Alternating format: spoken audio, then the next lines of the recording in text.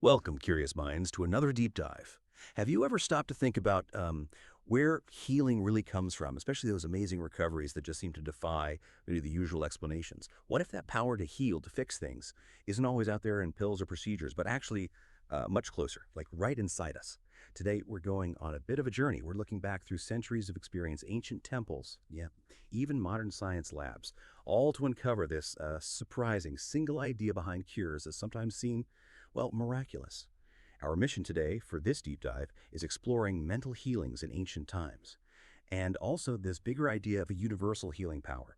We'll be digging into some really diverse sources. You've got historical accounts, ancient texts, the Bible, even classic scientific studies on suggestion, hypnotism, and strangely, they all seem to point towards one powerful, often kind of overlooked force.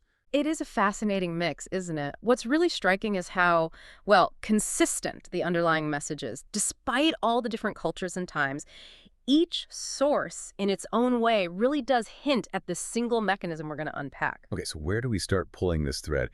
Our journey really kicks off with something super basic, this like instinctive belief. It seems to be everywhere, every culture, every age, not just, religious faith, but this deep human feeling that there's some power that can restore the body. Right. And what's interesting is how that belief showed up historically. Right. Usually this power was linked to priests, holy men, Hmm. seen as a divine thing, and their methods. Wow, they were all over the place. Supplications, laying on of hand, the chanting, or even using objects, amulets, talismans, relics, images. Just the sheer variety tells you something. And yeah, some of those ancient practices were genuinely wild. Think about the old temples. Yeah. Priests giving people drugs, then using hypnotic suggestions, telling them gods would visit and heal them while they slept. And apparently, it often worked. But that wasn't really about God showing up, was it? It was clearly about powerful suggestions hitting the subconscious mind. Absolutely. Spot on. And if you think about that, consider the followers of Hecate. The procedure sounds, well, pretty grotesque. Mixing lizards with resin, frankincense, myrrh, pounding it all under a crescent moon. Bizarre, right? Yet healings happened after people apparently saw the goddess in their sleep. These strange rituals, they had a function. Okay, so hold on. If this healing power is inside us, in the subconscious, then what was the point of all those, elaborate, sometimes weird rituals? Were they just for show? Or did they actually do something to, like, switch on that inner power? That's a great question. The common thread, the unifying thing across all these different ancient methods, is that these, let's call them strange procedures, they really appealed powerfully to the imagination. They made it easier for suggestion and, crucially, acceptance by the subconscious mind. So the big takeaway from these ancient healings, the subconscious mind of the person was the healer. It was activated not by the ritual itself, but by the sick person's powerful belief, often, yeah, a blind belief. Wow, okay. The subconscious is the real healer. That's a big idea. But how does that blind belief actually, work? The Bible has some interesting angles on this. Mark 11.24, for instance. What things soever ye desire, when ye pray, believe that ye receive them, and ye shall have them. Mhm. Strange phrasing, isn't it? Believing you already have it, not that you will get it. It's subtle, but yeah, absolutely crucial. The whole technique hinges on this confident conviction, Hmm. believing that the thing you want, the thought, the idea, the mental picture is already a fact right now in your mind. Our source uses this analogy like planting a seed, a concept in your mind. And if you just leave it alone, don't disturb it with doubt, it will infallibly germinate into external fruition. Basically, it's guaranteed to show up in reality. Right. And for that seed to grow, it needs faith. And the Mhm. Bible, in this context, defines faith not just as religious belief, but as a way of thinking, an attitude of mind, an inner certitude. It's about accepting something as true, even if your logic and senses are screaming, no way. It's like Mhm. shutting out the noisy, analytical, conscious mind and just completely relying on the inner power of your subconscious. That's Yeah. a way to think about faith. hmm And we see this play out really clearly in that story about Jesus and the blind men. Matthew 9. Jesus asks, "Do you believe I can do this?" They say yes. He touches their eyes and says, "According to your faith, be it unto you." Their faith was their intense expectation, their deep inner feeling, that inner certainty that something amazing was about to happen. And, well, it did. What's also really interesting in that story is Jesus telling them, see that no man know it. That wasn't about avoiding fame. No, No. exactly. The source suggests it was to protect them, protect the healing from skeptical and derogatory criticisms, negative talk that could actually undo the benefits. Because those negative ideas could plant fear, doubt, anxiety back into the subconscious. Precisely. It shows how delicate a new belief, a new state can be. It sometimes needs shielding. That makes sense. That vulnerability. Yeah, and that need to protect a new conviction, it's a pattern you see everywhere.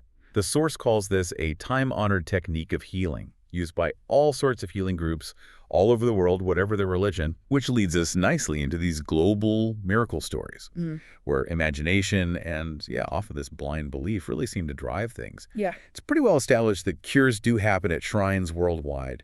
Japan, India, Europe, America. Yeah. Documented cases. Right. Take the Daibutsu Shrine in Japan. Huge bronze Buddha, like 42 feet high. People bring offerings, light candles, burn incense, pray. And our sources tell this story about a young girl who got her voice back there. She'd lost it completely after doing the rituals, fasting, making offerings. Boom. Voice restored. Miraculously. So her simple faith, the ritual, the atmosphere, Yeah. it all combined. Exactly. It helped to kindle faith and expectancy. It conditioned her mind to the point of belief. And her subconscious responded. But what was it, the statue? The ritual? Or something internal? Well, our sources offer this absolutely compelling and frankly astonishing story about the true cross trick. Oh, right. Get this story. There's a man in Western Australia, really sick with tuberculosis, lungs in bad shape. His son, desperate to help, makes up this elaborate story. Yep. Tells his dad he bought a piece of the actual true cross from a monk for $500. But really, it was just a splinter of wood he picked up off the sidewalk. So the son gives him this relic, hyping it up, saying touching it healed loads of people. And the father's imagination just catches fire. He's completely convinced. He grabs the splinter, clutches it to his chest, prays silently, falls asleep, wakes up the next morning, totally healed, clinic tests, all negative, tuberculosis gone. And the source is crystal clear. It was not the splinter of wood. No, it was his imagination, totally fired up, plus that absolute confident expectation of getting better. And here's the kicker, right? The really mind-bending part. The father never found out it was a fake. If he had, the source suggests, he probably would have relapsed. But he stayed healthy, lived another 15 years, completely cured. Wow. It just shows how incredibly sensitive the subconscious is to belief. Yeah. Even if the object of belief is, well, just sidewalk wood. The mind responds to the thought, not the external reality. Okay, that's Incredible. Cured by sidewalk wood because he believed. It really forces you to rethink what belief even is. So this whole phenomenon, it's not just ancient temples or Bible stories, is it? Not at all. It really suggests there's this universal mechanism connecting all these different healing approaches. Absolutely. Whether you look at osteopathy, chiropractic, naturopathy, different religious healing groups, they all seem to be tapping into, maybe unknowingly sometimes, this single underlying principle, the subconscious mind. And the one core process, it's faith. So just to clarify, we're talking of two aspects of the mind. The conscious, logical, analytical, Right. and the subconscious. And the key thing is your subconscious mind is constantly amenable to the body. That connection is where it gets really interesting. Our thoughts physically affect us. That's it, exactly. And the power of suggestion on the body, that's probably the strongest proof. You can induce symptoms of almost any disease in someone under hypnosis just by suggesting it. High temperature, chills, paralysis, even allergic reactions. Just pepper and they might sneeze. It really shows starkly that the root of disease can be mental. Which means the healing can be mental too. Like think about a simple cut from shaving. Nature heals it, right? But what is nature here? Our sources say it refers to natural law, the law of the subconscious mind or self-preservation. It's a core function of your subconscious, your body's own built-in healer. Okay. This leads us to Franz Anton Mesmer, Austrian doctor back in the 1700s. Right, Mesmer. He started with magnets for healing. Then he theorized about animal magnetism, flowing from healer to patient. Eventually, his technique became known as mesmerism, basically early hypnotism. And even back then, other doctors looked at his results and said, They concluded it was all down to suggestion and nothing else. so it doesn't matter if it's psychiatrists, psychologists, osteopaths, chiropractors, doctors, churches.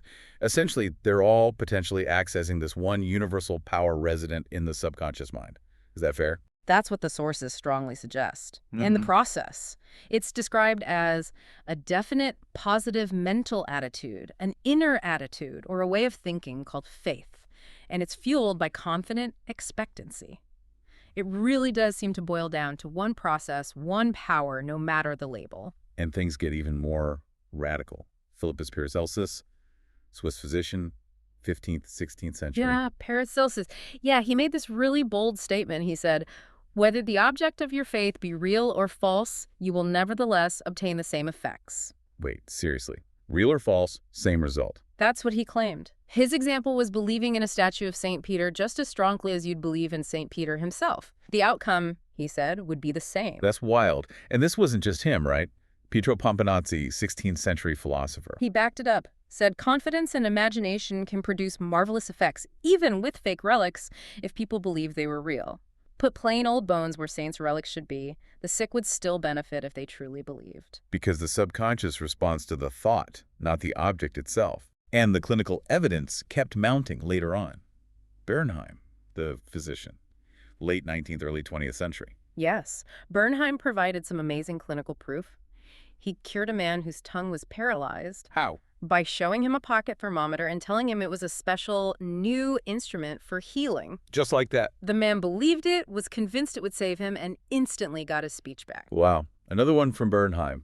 A young girl hadn't spoken for weeks. Complete loss of speech. Right. He just put his hand on her larynx, said firmly, "Now you can speak aloud." And she did, instantly.